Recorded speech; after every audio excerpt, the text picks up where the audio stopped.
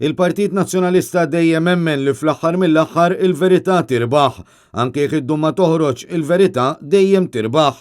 Hekk qal il-kap tal-Partit Nazzjonalista Bernard Grech waqt li kienet jiġi intervistat f'Għawdex minn Karl Buttigieg u refera partikolarment għall-aħħar minn fost qatt ta' bżieżaq li nfaqgħu f'wiċċ il-Partit Laburista din id-darba fil-konfront tad-Deputat Nazzjonalista Tony Bezzina.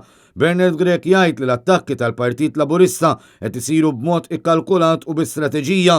Dan għax illum ħadd m'għandu dubju li l-Gvern Laburista u gvern korrott u għalhekk qed juża l-istrateġija ta' tfigħ ta' tajn biex jipprova jagħti l-ħmieġ li hemm fih dan il-Partit Laburista.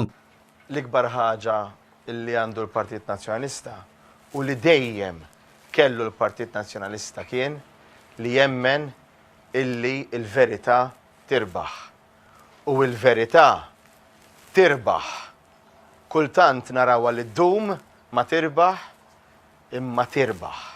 Minnaħa l-oħra l-Prim Ministru mexxej Laburista Robert Abela qed jibqa' ċass għal mod kif id-deputati u l-ministri tiegħu qed jiġu investigati mill-Pulizija u la darba qed jibqa' ċass wieħed jistaqsi x'qed iżomm lill-Prim Ministru b'idejh marbutin. Bernard Grech refera l-fatt li l-Ministru Carmelo Abela qed jgħid li ma jiftakarx li kien xedt dwar l-attentat serqa fil-kwartieri tal-Bank HSBC. Hawn hu qal li ma jemminx li l-Ministru ma jiftakarx xi ħaġa importanti bħal din. Mistoqsi dwar l-abbozz ta' liġi biex l-abort ikun dekriminalizzat, Bernard Grech tenna li l-prinċipju ewlieni tal-Partit Nazzjonalista jibqa' dak favur il-ħajja għax mingħajr il-ħajja m'għandek xejn. Dan mingħajr ma jala għajneħ u widneħ għall-isfidi li n-nisa jkollhom matul ħajjithom fost l-oħrajn billi jagħti l-għodda kollha meħtieġa u edukazzjoni xierqa biex verament nimxu l-qudiem.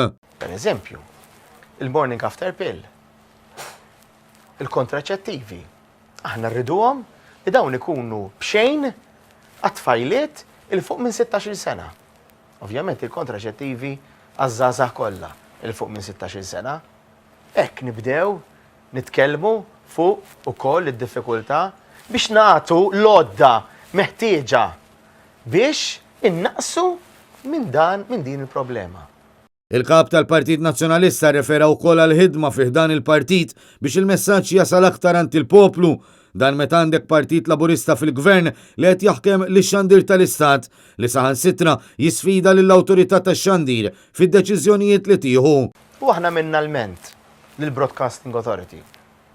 Il-Broadcasting Authority iddeċidiet li parti mill-ilment tagħna tilqgħu u ordinat lill-PBS biex huma ħabbru dikjarazzjoni.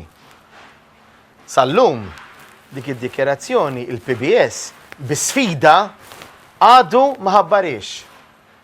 Mela mhux talli għandna gvern li qed jikkontrollaw tihom fuq il-flus tagħna biex jikkonvinċina nivvotaw lilu, talli għandna wkoll PBS maħkum u PBS laqqas joqgħod għad-deċiżjoni tal-awtorità tax-xandir. U allura jiena l-awtorità tax-xandir issa nsaqsija. X'se tagħmlu? Għandkom ċar illi l-PBS issa sfidat ukoll deċiżjoni tagħkom. Minnaħa l-oħra qal li l-ħidma fil-Partit Nazzjonalista se tkompli anke b'aktar proposti grazzi għal clusters b'tim kumpatt u b'sinerġija ta' kandidati li jippreżentaw politika li tagħmel sens.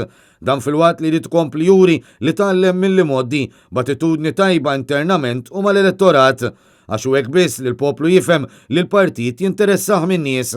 U dwar l-użu tal-kannabis, Bernard Grech fakkar kif il-Partit Nazzjonalista diġà għamel proċess ta' konsultazzjoni wiesa. Dan qabel ma fi ftit tal-jiem oħra tkun tista' tinħareġ il-pożizzjoni responsabbli tal-partit.